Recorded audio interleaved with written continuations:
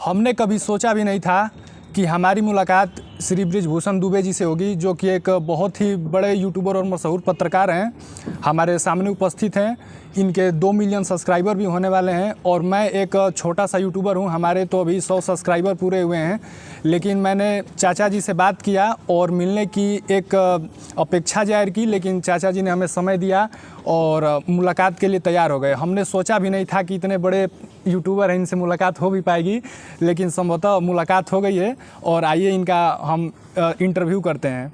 तो चाचा जी, दुनिया बहुत बड़ी है जी, और इसमें कहाँ कोई टिक रहा है। अगर किसी ने दम्भ पाल लिया हो कि हम बहुत बड़े हैं तो सबसे बड़ी भूल है जी। ठीक है, मैं तो किसी के लिए इनकार नहीं करता। और फिर आप पढ़े लिखे हो, अच्छा काम कर रहे हो, तो हम क्यों इनकार करेंगे। हमारा काम है जो लोग भी जिस क्षेत्र में अच्छा काम कर रहे हैं, पॉजिटिव नेगेटिव नहीं, उनके लिए कम से कम यह कहना है कि बहुत अच्छा। जी, इतना बहुत करने में क्या लगता है। जी जी चाचा जी, बताओ। आजकल तो हम देखते हैं कि जिसके 100 के सब्सक्राइबर भी हो जाते हैं, जल्दी नहीं समय दे पाते हैं, लेकिन ये बहुत बड़ी बात है मेरे लिए कि आपने टाइम दिया। इससे पूर्व में भी एक बार हम लोग मिल चुके हैं और आज आपने फिर अपना पूरा समय दिया, हमारे लिए बहुत बड़ी बात है। ये मुमकिन नहीं था। शुभकामना। सवाल क्या है बताओ। चाचा जी, चैनल का नाम क्या है पहले? चैनल का हमारा नाम है दिवाकर सर ऑफिशियल। इसमें चाचा जी मैं गरीब बच्चों से लेकर के मध्यम वर्ग के परिवार के बच्चों को फ्री ऑफ कॉस्ट शिक्षा दूंगा।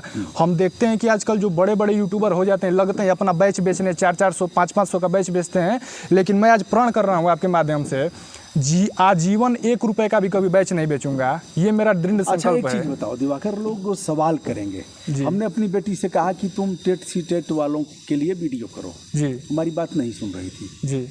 तो हमने कहा बीएड वालों के लिए नहीं सुना, बाद में अपने ही करने लगी। हमने कहा तो क्यों नहीं की जी। का पापा उस समय हमारा बीएड चल रहा था जी।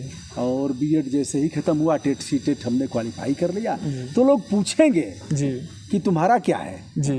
तो अब मैं जानना चाहूँगा कि जिनके लिए आप कह रहे हो तो अपनी शैक्षिक योग्यता एक बार बताओ। जी, हमारी शैक्षिक योग्यता यही है कि मैंने गवर्नमेंट पॉलिटेक्निक गाजीपुर से इलेक्ट्रिकल इंजीनियरिंग से हमने 80% के साथ हमने अपना डिप्लोमा कंप्लीट किया है। मैं एक इलेक्ट्रिकल इंजीनियर हूँ और मैंने आजकल यूट्यूब पे देख रहा हूँ कि गरीब से गरीब जो बच्चे हैं 400-500 का एक बैच दिया जा रहा है। जैसे कि कोई बच्चा मैथ पढ़ना चाहता है तो उसके लिए 500 रुपया दे, रीजनिंग के लिए 500 दे, ऐसे ही तमाम विषय हैं। लेकिन मैं चाहता हूं कि फ्री ऑफ कास्ट एजुकेशन को मार्केट में लाया जाए, ऑनलाइन एजुकेशन को भी फ्री कर दिया जाए। बिल्कुल। लेकिन एक चीज़ बताओ, पता नहीं फ्री को लोग क्या समझते हैं, एक बार इसको भी देखना पड़ेगा कि अगर कोई चीज़ फ्री दिया जाए तो उसका महत्व भी नहीं समझते हैं। जी, ये भी बात एक बार इस पर ध्यान देना पड़ेगा। जी जी, क्योंकि मैंने इसे देखा है, बहुत बार देखा है और वो लोग फ्लॉप हुए हैं। तो एक बार जी नॉमिनल शुल्क हो जी, या तो मैं कहूँगा कुछ न कुछ, और अपनी जीविका कैसे चलेगी जी। ठीक है, हम योगदान कर रहे हैं तो ऐसा नहीं है कि हमारी समाज सेवा है तो हम भूखों मरेंगे, कुछ न कुछ होना, इस पर देख लेना आगे। हाँ, तो मैं इस पे यदि करना भी होगा तो मैं एक सबसे मिनिमम कास्ट रखूंगा। हाँ। सभी यूट्यूबरों के तुलना में, सभी शिक्षकों की तुलना में मेरा जो कास्ट होगा एकदम न्यूनतम से न्यूनतम होगा, जितना कि हमें सर्वर का कास्ट पे हो जाए, जो हमारे कर्मचारी हों उनका मैं पैसा दे लूँ, उससे ज़्यादा मैं एक पैसा भी नहीं लूँगा। ठीक बात जी, ठीक।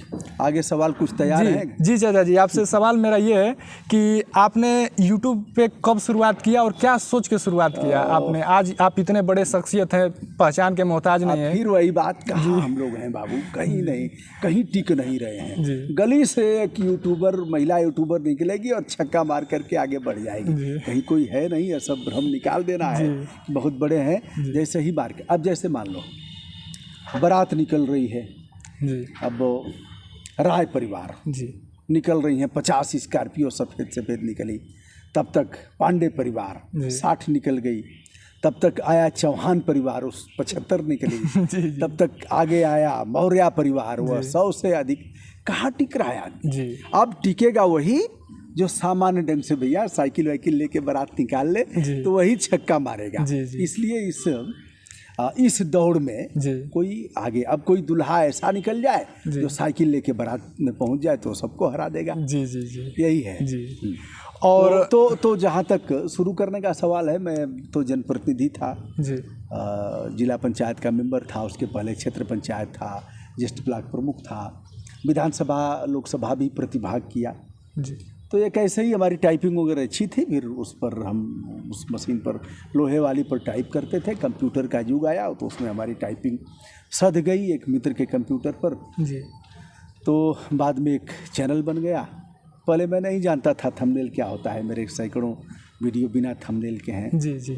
बाद के दिनों में फिर वैसे तो मुझे लग रहा है 2019 से मैं नियमित काम कर रहा हूँ और ठीक है, अच्छा है, भगवान ने उतना दिया, साईं इतना दीजिए जहाँ में कुटुंब समाए, अच्छा चल रहा है। जी जी। चाचा जी, मैंने आपसे एक ये चीज़ सीखा है, आपने गलत चीज़ों के बारे में बहुत टोका टाकी किया है, उसके खिलाफ हमेशा से आवाज़ उठाते आए हैं, चाहे वो गंगा की सफाई के लिए हो या फिर पेड़ की कटाई हो। आपने देखा कि पर्यावरण को लेकर के आपने तमाम अभियान चलाया है। उत्तराखंड में जाकर के कूड़ा कचरा उसी गंगा में फेंका जा रहा था, आपने उसके खिलाफ बहुत लड़ाइयाँ लड़ी हैं, फायर ब्रिगेड को बुलाना, पर्यावरण के लिए इतना सब आपने बहुत कुछ किया। इसके बारे में क्या कहना चाहेंगे? यह हमारी ड्यूटी है जी। ड्यूटी है कि यह ड्यूटी संविधान ने दिया है जी। और यह हमारे नागरिक कर्तव्य वैसे भी हैं। मनुष्य का कर्तव्य है कि अगर गलत हो रहा है, शास्त्रों में भी कहा गया है, अगर गलत हो रहा है तो रोकिए जी, टोका टाकी करिए, यदि नहीं कर पा रहे हो तो हट जाइए जी, उसको देखिए मत जी।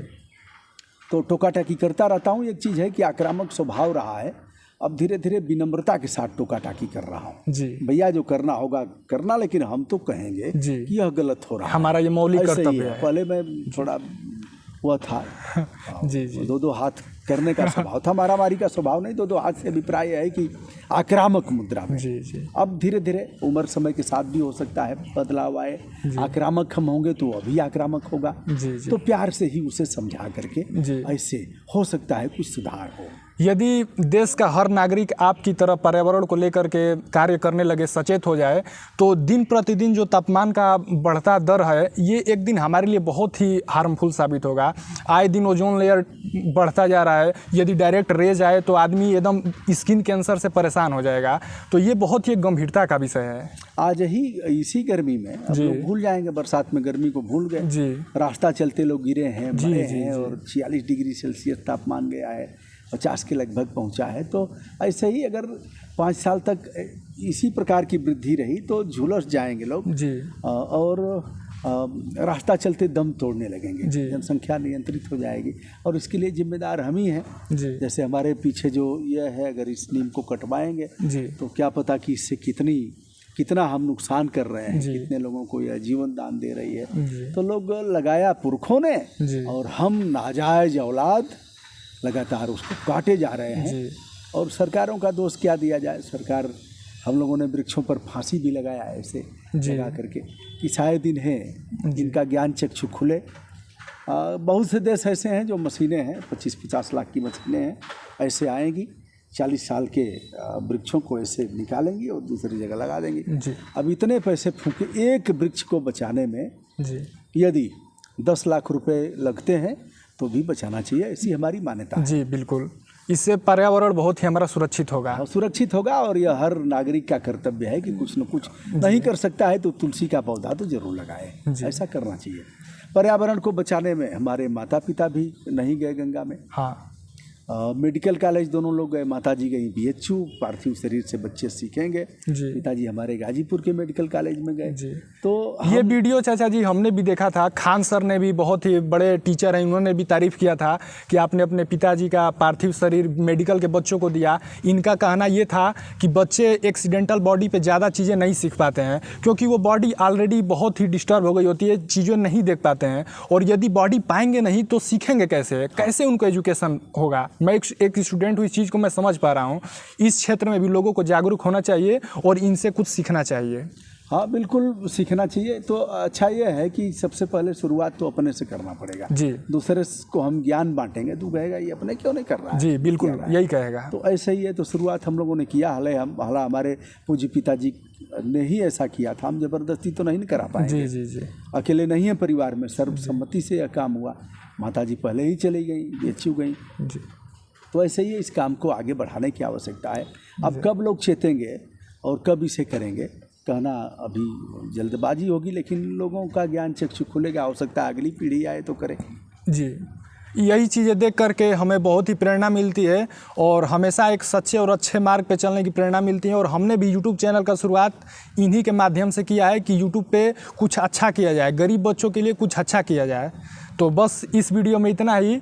और मेरा चैनल है दिवाकर सर ऑफिशियल। आप सभी लोग अपना प्यार और सपोर्ट बनाए रखिएगा बहुत बहुत धन्यवाद। मैं भी चाहूँगा जो पढ़े लिखे बच्चे हैं, दिवाकर अच्छा काम कर रहे हैं, कोई बुराई मैंने नहीं देखा। दूसरी मुलाकात आज है, हमारी बातचीत होती रहती है और इनका संघर्ष भी हमने देखा। तो मैं चाहूँगा जो लोग भी बेहतर कर रहे हैं उनका हौसला न गिरे और आपका स्नेह स्रोत उनके लिए सूखे नहीं, आपका आशीर्वाद उन्हें जरूर मिले। धन्यवाद, शुभकामना। अच्छा लगा।